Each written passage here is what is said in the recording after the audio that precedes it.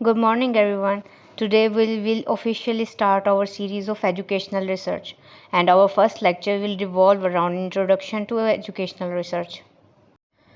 जब हम educational sector की बात करते हैं तो इसके अंदर रिसर्च की बहुत इंपॉर्टेंस है, बल्कि हम ये भी कह सकते हैं कि एजुकेशन की फील्ड में रिसर्च बहुत ज़्यादा इम्पोर्टेंट है, क्योंकि इसी के थ्रू हम डिफरेंट प्रॉब्लम्स को लोकेट करते हैं और फिर उनको सॉल्व करने के लिए सोल्यूशन आइडेंटिफाई करते हैं। अब हम अगर पाकिस्तान के एजुकेशन सिस्टम के बारे में बात कर लें तो बहुत से ऐसे इश्यूज़ हैं जो कि हर लेवल पे एग्जिस्ट करते हैं, फिर चाहे वो प्राइमरी लेवल है, सेकेंडरी लेवल है या हायर एजुकेशन लेवल है। चलें सबसे पहले देखते हैं कि रिसर्च एग्जैक्टली है क्या। Research is the process in which you engage in a small set of logical steps. It is a process of steps used to collect and analyze information to increase our understanding of a topic or issue. Generally, research is based on 3 steps.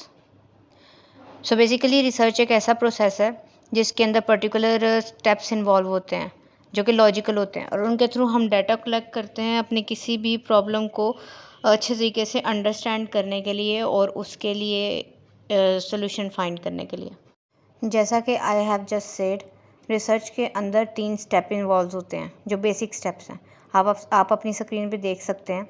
सबसे पहला step है pose a question, दूसरा collect data to answer the question, and lastly present your answer to the question. सबसे पहले step में आपने अपने आप से सवाल करना है कि आप कौन सी प्रॉब्लम है जिसको आइडेंटिफाई करना चाहते हैं आपकी एजुकेशनल इन्वायरमेंट में। फिर उस प्रॉब्लम से रिलेटेड आपने एक क्वेश्चन बना लेना है। यूँ कर सपोज़ कर लें कि आपने जो प्रॉब्लम सोची है उसका पर्टिकुलर रीज़न है, पर्टिकुलर फैक्टर्स हैं जो उसके ऊपर अफेक्ट कर रहे हैं, और उनकी बेस पे आप अपने क्वेश्चंस जनरेट करेंगे। फॉर एग्जांपल आप ये सोच लेते हैं कि आप ऐसे फैक्टर्स देखना चाहते हैं जो कि स्टूडेंट और टीचर के रिलेशनशिप पे असरअंदाज हो रहे हैं, तो आप ये कह सकते हैं what are the factors that are affecting student and teacher relationship. तो ये आपका पहला स्टेप हो गया। दूसरा जो स्टेप है उसके अंदर आप इस सवाल का जवाब देने के लिए डाटा कलेक्ट करते हैं। अब डाटा जो है वो 2 तरीक़ों से कलेक्ट होता है।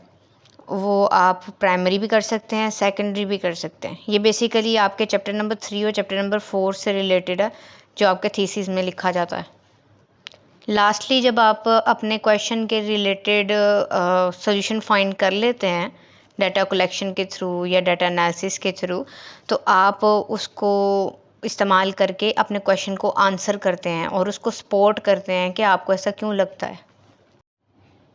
चलें, ये तो हो गया कि रिसर्च क्या होती है। अब हम देखते हैं कि एजुकेशनल रिसर्च क्या है। Educational research is a systematic investigation that uses empirical methods to solve the issues of challenges that are faced in education. It uses rigorous and well-defined scientific processes to gather and analyze data for the purpose of problem solving and advancement of knowledge. Normal research और educational research में कोई इतना ख़ास फ़र्क नहीं है। दोनों के अंदर ही एक सिस्टमैटिक इन्वेस्टिगेशन की जाती है जिसमें आप एम्पिरिकल मेथड्स यानी वेरियस मेथड्स इस्तेमाल करते हैं का चैलेंजेस जो एजुकेशन सिस्टम में स्पेसिफिकली फ़ेस किए जा रहे हैं उनका सोल्यूशन निकालने के लिए। ये एक रिगरस मेथड है। रिगरस मेथड उन मेथड्स को कहते हैं जिनके अंदर एक प्रॉपर प्रोसीजर होता है। आप उस प्रोसीजर और उन स्टेप्स के अलावा कुछ नहीं कर सकते। जब आपने रिसर्च करनी है तो इसके जो स्टेप्स हैं आपने उसको स्ट्रिक्टली फॉलो करना है, इसीलिए इस प्रोसेस को रिगरस प्रोसेस कहा जाता है। और इस प्रोसेस के थ्रू आप पहले डाटा कलेक्ट करते हैं, फिर डाटा कलेक्ट करने के बाद उसको एनालाइज करते हैं और उसका जो एनालिसिस के थ्रू हमें इंफॉर्मेशन मिलती है आम लोगों से, उसको आप इस्तेमाल करके अपनी स्टडी को कंक्लूड करते हैं। रिसर्च काफ़ी पर्पसेस के लिए की जा सकती है, सिर्फ प्रॉब्लम्स के सॉल्यूशंस को या चैलेंजेस को आइडेंटिफाई करने के लिए नहीं, बल्कि एडवांसमेंट लाने के लिए भी इस्तेमाल की जा सकती है। आप पिछली स्टडीज़ को जो कंडक्ट हुई हैं उनको दोबारा टेस्ट कर सकते हैं, उनको इम्प्रूव कर सकते हैं और फिर ये देख सकते हैं कि अगर आप उसको पाकिस्तान के एजुकेशन सिस्टम में इम्प्लीमेंट करेंगे तो उससे किस किस्म के नतायज जो उनसे वो मिल सकते हैं। एजुकेशनल रिसर्च में जो है ना टीचर ट्रेनिंग, टीचर प्रैक्टिसिंग और इन सब का भी जो है वो काफ़ी स्कोप है। इतना तो हमें समझ आ गया है कि एजुकेशनल रिसर्च एक सिस्टमैटिक इन्वेस्टिगेशन है जिसके थ्रू हम एजुकेशनल प्रॉब्लम्स को आइडेंटिफाई करते हैं और उनको सॉल्व करने की कोशिश करते हैं। अब हम देख लेते हैं कि जो रिसर्चर्स हैं वो रिसर्च को किस तरह से डिफ़ाइन करते हैं। According to Creswell, in less comprehensive term, educational research is an organized approach to asking, answering, and effectively reporting a question. If we say why educational research, educators need to be consumers and producers of the research. अब इसके अंदर क्रेसवेल ने हमें दो चीज़ें बताई हैं। एक कि एजुकेशनल रिसर्च एग्जैक्टली है क्या। इसकी एक ऐसा प्रोसेस है जिसमें आप सवाल करते हैं, फिर उस सवाल का जवाब निकालते हैं और उस जवाब को फिर अफेक्टिवली रिपोर्ट करने की कोशिश करते हैं। दूसरी चीज़ उसने ये बताई है कि एजुकेशनल रिसर्च करता कौन है। एजुकेशनल रिसर्च बेसिकली एजुकेटर करता है, यानी आपका teacher.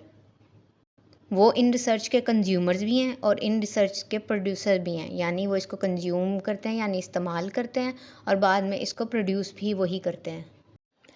According to Martin Shuttleworth, in the broader sense of the word, the definition of research includes any gathering of data, information and fact for the advancement of the knowledge. यानी कि educational process कोई भी ऐसा process है जिसके अंदर हम data collect करते हैं, इंफॉर्मेशन कलेक्ट करते हैं, फैक्ट्स को कलेक्ट करते हैं ताकि जो हमारे पास ऑलरेडी एग्जिस्टिंग नॉलेज है उसको एडवांस किया जा सके, उसमें इनोवेशन लाई जा सके और चेंजेस किए जा सकें। अब जैसे एजुकेशन जो सी है वो चेंज होती रहती है। अभी हम 21st सेंचुरी एजुकेशन की बात करते हैं तो it is all based on technology and modernisation. तो उसी तरह जो रिसर्च है वो आपको ये सब कुछ एडवांस करने में मदद करती है, आपके एग्जिस्टिंग लिटरेचर, करिकुलम और टीचिंग प्रैक्टिसेस को चेंज करने में मदद करेगी।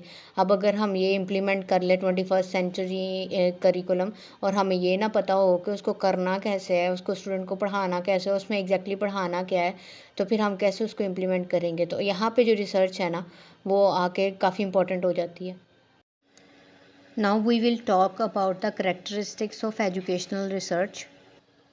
ये वो चंद खसूसियात हैं जो कि एजुकेशनल रिसर्च को बाकी रिसर्च से डिफरेंट करती हैं। सबसे पहले तो ये इसीलिए कंडक्ट की जाती है ताकि एक स्पेसिफिक प्रॉब्लम को आइडेंटिफाई किया जा सके और उसको सॉल्व किया जा सके।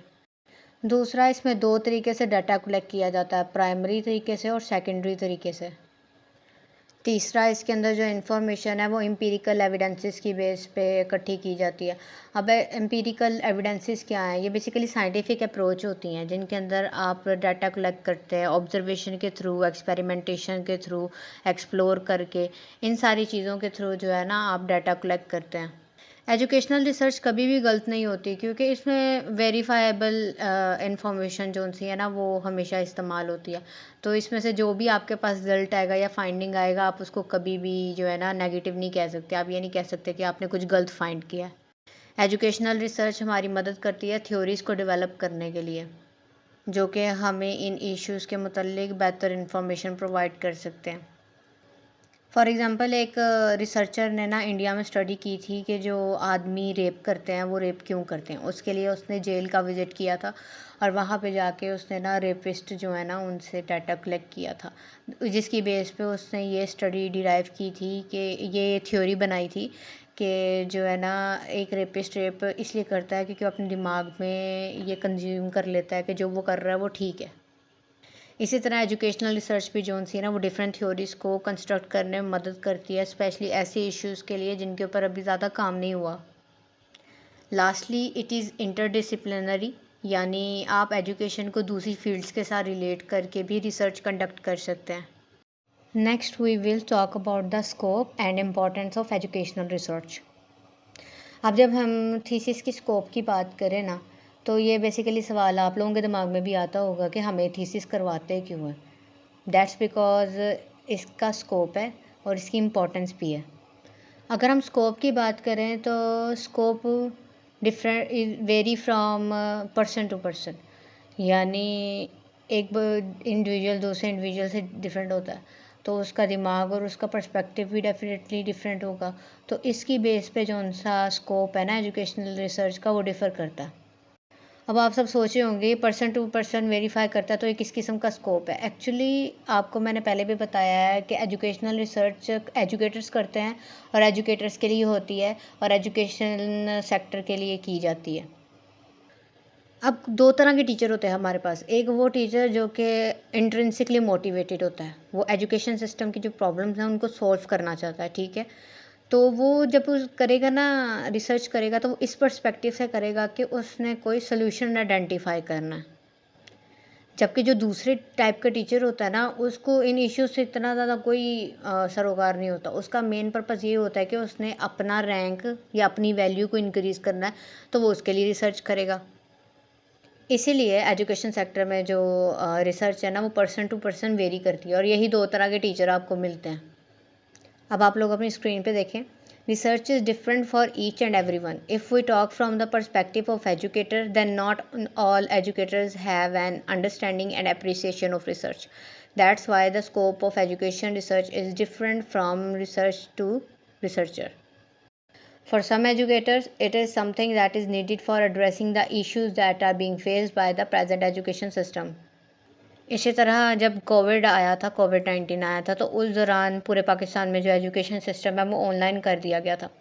अब ऑनलाइन एजुकेशन के दौरान जो है ना, टीचर्स और स्टूडेंट दोनों को बहुत सारे चैलेंजेस फेस करने पड़े थे। अब ये कोई ऐसी चीज़ थी जो पहली बार हुई थी, ठीक है। तो इसके ऊपर ढेर सारा काम किया गया था, काफ़ी सारे रिसर्च पेपर्स कंडक्ट किए गए थे, और बहुत से इश्यूज़ को हाईलाइट करके उनके सोल्यूशन भी प्रोवाइड किए गए थे। ये है स्कोप रिसर्च का। मेरी रिसर्च के मुताबिक 3 मेजर स्कोप्स हैं एजुकेशनल रिसर्च के। सबसे पहला, for the education faculty in universities and the college. Second one is for solving the modern issues faced by the educational system. Lastly, for bringing advancement in already existing structure for the betterment. अब ये structure जो है वो आपका education का overall structure हो सकता है, पूरा इंफ्रास्ट्रक्चर हो सकता है। ये डिपेंड करता है कि कौन से लेवल पे किस किस्म का स्ट्रक्चर चेंज करना चाह रहे हैं।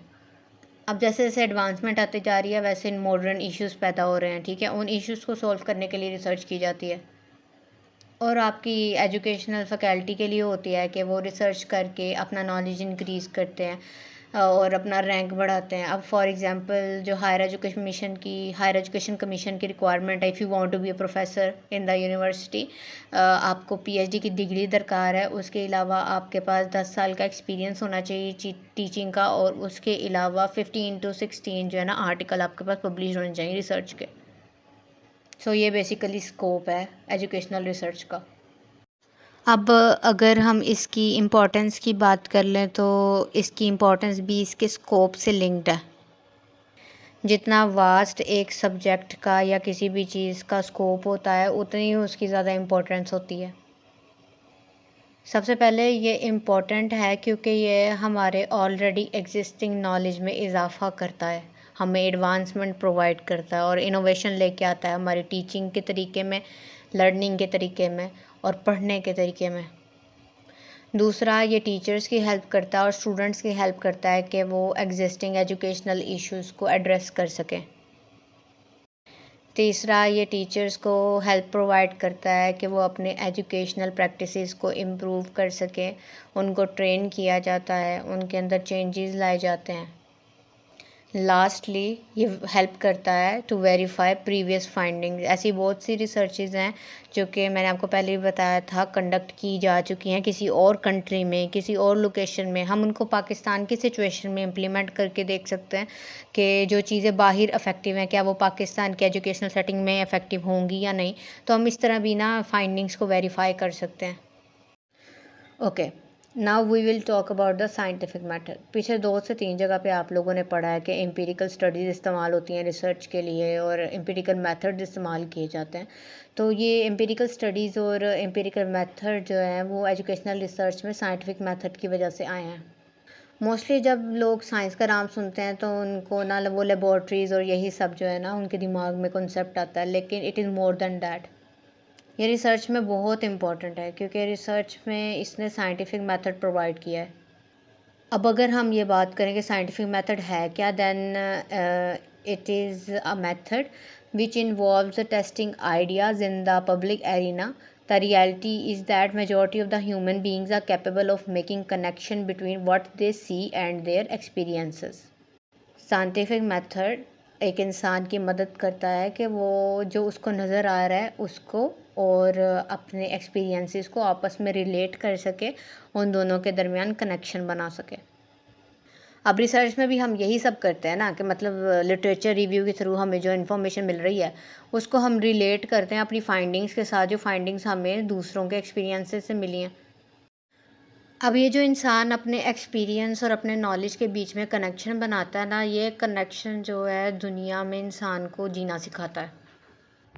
अब अपने एक्सपीरियंस की बेस पे हम काफ़ी सारी एजम्पशंस बना लेते हैं और स्पेकुलेशन क्रिएट कर सकते हैं। जैसे कि आप ये कह सकते हैं कि अगर इंसान 6 से 7 घंटे सोता है तो वो लेस एंग्शियस होगा, वो उतना ज़्यादा परेशान नहीं होगा क्योंकि उसकी नींद अच्छे से पूरी होगी। टीचर यह सोच सकता है कि एक स्टूडेंट जो है वो लेक्चर के दौरान कम एक्टिव होता है लेकिन डिस्कशन के दौरान वो ज़्यादा एक्टिव रहता है। पर जब हम ये स्पेकुलेशंस क्रिएट कर लेते हैं तो हमें ये नहीं पता होता कि इनके अंदर कौन सी बात सच है और कौन सी बात झूठ है। अब इस चीज़ को सच या गलत साबित करने के लिए हम लोग साइंटिफिक मेथड इस्तेमाल करते हैं, जिसमें हम साइंटिफिक हाइपोथेसिस क्रिएट करते हैं और उनको बाद में टेस्ट किया जाता है डाटा कलेक्शन और एनालिसिस के through. There is nothing more mysterious than how scientists work in their search for reliable knowledge, which is reliable and authentic. Scientific method involved total 5 steps. First of all, there has to be a problem or some kind of disturbance which cause and effect on the way things had been normally working. And in second step, the problem which has been identified should be defined, or the questions should be constructed that should be answered so that they became clearer about exactly what the purpose of the study is. यानी सबसे पहले आपने ये देखना है कि बाकायदा आपके इर्द गिर्द कोई चीज़ एग्जिस्ट करती है जो कि आपके नॉर्मल रूटीन या किसी भी प्रोसेस को इफ़ेक्ट कर रही है। दूसरे स्टेप में आपने उस चीज़ को जो एग्जिस्ट करती है, जो अफेक्ट कर रही है आपके एजुकेशन सिस्टम को, आपने उसको डिफ़ाइन करना है। अगर आपने उसको डिफ़ाइन नहीं किया तो फिर आपने ऐसे क्वेश्चन जनरेट करने हैं उससे रिलेटेड, जिनकी बेस पे आप आगे उसको आइडेंटिफाई करेंगे या कंक्लूड करेंगे। In third step, we should attempt to determine what kind of information would solve the problem. There can be two possibilities for that. First, the researcher can study what is already known, and the second is to carry out a piece of research. In the fourth step, we must decide, as far as it is possible, how we will organize and information that we obtained. It is not uncommon in both daily life and research to discover that we cannot make sense of all the information that we have. तीसरे step में आपने अब उस problem से related information collect करनी है। अब उसके दो तरीके हैं। एक, या तो आप नई इन्फॉर्मेशन कलेक्ट कर लें जिसमें आप क्वेश्चनर्स वगैरह इस्तेमाल करते हैं और लोगों से डाटा कलेक्ट करते हैं, या फिर आप ऑलरेडी एग्जिस्टिंग स्टडीज़ को इस्तेमाल करके उन क्वेश्चंस के आंसर कर सकते हैं। चौथे स्टेप में आपने अब डिसाइड करना है कि जो आपको इन्फॉर्मेशन मिली है आपने उसको ऑर्गेनाइज किस तरह से करना है और वो किस हद तक आपको वो इन्फॉर्मेशन प्रोवाइड करने में कारआमद साबित हुई है जो कि आप अटेन करना चाह रहे थे। Finally, in the last step, the information which has been collected is analysed and interpreted. Mostly लोगों के दिमाग में बड़ा मिसकंसेप्शन है कि अगर जो स्टडीज़ हैं उनकी जो फाइंडिंग्स हैं वो इस बात पे इंटरप्रेटेट की जाएगी कि जो ऑलरेडी साइंटिस्ट ने अपने दिमाग में सोच लिया, यानी रिसर्चर ने जो ऑलरेडी एज्यूम कर लिया ना उस प्रॉब्लम के बारे में, वो उसी के बेस पे जो है ना फाइंडिंग्स निकालेगा। लेकिन ऐसा नहीं होता। ये एक एथिकल इशू बन जाता है और रिसर्चर को लाजमी वो फाइंडिंग्स हाईलाइट करनी पड़ती हैं जो कि उसने अचीव की हैं। हम लोग शुरू से लेके अभी तक रिसर्च प्रॉब्लम के बारे में बात कर रहे हैं। चलें अब हम देखते हैं कि रिसर्च प्रॉब्लम एग्जैक्टली होती क्या है और इसके अलावा रिसर्च टॉपिक क्या होते हैं। रिसर्च टॉपिक उस स्टेटमेंट को कहा जाता है जो कि रिसर्च प्रॉब्लम की पहली लाइन में होती है। ये एक सेक्शन है रिसर्च प्रॉब्लम का जिसके अंदर 5 चीज़ें इंक्लूड की जाती हैं। सबसे पहले कि आपकी थीसिस का जो टाइटल है यानी कि टॉपिक है वो क्या है। फिर दूसरा, आप उसमें साथ में यही बता देते हैं कि आप फाइंड क्या करना चाह रहे हैं। तीसरा, आप जस्टिफाई कर देते हैं कि अगर आप इस रिसर्च प्रॉब्लम को कंडक्ट करते हैं तो उसके बेनिफिट्स क्या होंगे, ठीक है, और वो किस किस को हेल्प करेगी। चौथा आप उसमें ये बताते हैं कि इसका रिसर्च गैप क्या है, यानी अगर पहले इस पे रिसर्च हो चुकी है तो वो किस नौयत की हुई है और आप इसमें क्या ऐड करेंगे। और लास्टली ये कौन सी ऑडियंस है जिसको ये टारगेट कर रहा है और ये किन की हेल्प करेगा। जैसे कि फॉर एग्ज़ाम्पल अगर आप डोमेस्टिक अब्यूज़ पे कर रहे हैं तो ये हाउसवाइफ्स की हेल्प कर सकता है, उनके इन लॉज की हेल्प करेगी इन्फॉर्मेशन। और अगर आप साइकोलॉजिकल फैक्टर्स पे बात कर रहे हैं तो स्टूडेंट्स की भी हेल्प कर सकता है, नॉर्मली किसी भी इंसान की हेल्प कर सकता है। Now let's talk about the concept of research topic. Research topic जो है वो ओपनिंग सेंटेंस है रिसर्च प्रॉब्लम का, क्योंकि इसी स्टेटमेंट पे एक रीडर का इंटरेस्ट क्रिएट किया जाता है आपकी स्टडी के अंदर। और अगर आप वो इंटरेस्ट क्रिएट करने में फ़ेल हो जाएं तो आपका रीडर जो है वो आगे उसको पढ़ना नहीं चाहेगा। और जो स्टेप्स हमने 5 पिछली स्लाइड में पढ़े हैं, अगर हम उनको माइंड में रख के एक रिसर्च टॉपिक क्रिएट करें यानी ओपनिंग थीम क्रिएट करें, तो आप जो है ना इजीली किसी भी रीडर की जो अटेंशन है उसको गेन कर सकते हैं। The opening sentence of the statement of problem section need to encourage readers to continue reading. It is known as the topic. It has to generate interest in the study and to provide initial frame of reference for understanding the entire research topic. If we keep these factors in mind, then it makes sense to start with the broad topic that readers can easily understand. An educational topic is the broad subject matter that a researcher wishes to address in a study and that create initial interest of the reader. अब अगर हम research problem के बारे में बात करें तो research problem is a problem which someone would like to do a research on. और रिसर्च प्रॉब्लम कुछ भी हो सकती है, it could be something unsatisfactory या फिर कोई ऐसी चीज़ जो आपको खटक रही है, जो आपको समझ नहीं आ रही, जिसको आप बदलना चाह रहे हैं। कोई डिफ़िकल्टी हो सकती है जो आप फेस कर रहे हैं या कोई ऐसी सिचुएशन हो सकती है जिसको आप बदलना चाह रहे हैं। आप किसी भी चीज़ को अपनी रिसर्च प्रॉब्लम बना सकते हैं। अब अगर हम रिसर्चर के पर्सपेक्टिव से बात करें तो मोस्टली वही प्रॉब्लम्स अडॉप्ट की जाती हैं जिनको वो चेंज करना चाहता है या फिर उनके अंदर से किसी किस्म की कोई मुश्किल को एलिमिनेट करना चाहते हैं वो। और रिसर्च प्रॉब्लम जो है वो रिसर्च कंडक्ट करने का सबसे इम्पॉर्टेंट स्टेप है। आप यूँ कह सकते हैं कि पहला स्टेप है। जब तक आप एक अच्छी प्रॉब्लम आइडेंटिफाई नहीं कर सकते, आप एक अच्छी रिसर्च कभी कंडक्ट नहीं कर सकते। और मोस्ट ऑफ द टाइम जो जब एक स्टूडेंट रिसर्च कंडक्ट करने लगता है, थीसिस क्रिएट करने लगता है, तो वो इसी मसले पे आके फंस जाते हैं कि हमने रिसर्च एग्जैक्टली करनी क्या है। तो मोस्टली जो है ना स्टूडेंट ये चूज़ करते हैं कि अच्छा ये टॉपिक मेरी बुक पे है, मैं इस पे कर लेता हूँ, ये टॉपिक मैंने उधर पढ़ा था मैं उस पे कर लेता हूँ। नहीं, रिसर्च प्रॉब्लम हमेशा वो होनी चाहिए जिस पे आपका इंटरेस्ट है। आपका इंटरेस्ट इस चीज़ में भी हो सकता है कि जो मैनेजमेंट है वो टीचर की परफॉर्मेंस पे किस तरह से अफेक्ट करती है। ठीक है, आप ये सोच सकते हैं कि हमारी जो एचओडी है उनका क्या रोल है हमारी टीचिंग प्रोसेस में। ठीक है, वो किस तरह से स्टूडेंट को इनकरेज कर सकती है, स्टूडेंट को मोटिवेट कर सकती है। कोई भी चीज़ आप एजुकेशनल सेटिंग में से उठा के जो है ना आप अपनी प्रॉब्लम बना सकते हैं। अब जैसे कि आप अपनी स्क्रीन पे देख सकते हैं, एक सिंपल एग्जांपल है the problems caused by at risk students in classroom. At risk student वो होते हैं जो कि क्लास में प्रॉब्लम्स क्रिएट करते हैं या फिर जो है ना डिसिप्लिन की सिचुएशन ख़राब करते हैं, बुलिंग करते हैं। तो ये सारे स्टूडेंट जो उनसे होते हैं ये एट रिस्क होते हैं, क्योंकि ये इनको हम एट रिस्क इसलिए भी कहते हैं क्योंकि फ्यूचर में मोस्टली टीचर एज्यूम करते हैं कि ये स्कूल से ड्रॉप आउट कर जाएंगे या फिर इनके ना एजुकेशन में फ़ेल होने के चांसेस ज़्यादा हैं। Now we will see how to locate a research problem. To locate the research problem, a researcher can ask various questions from themselves. Some of the questions are given on your screen. The first question is, what are the issues, problems, are the controversies that they want to address? Second, what controversy lead to a need for the study? Third, what is the major concern behind conducting the study?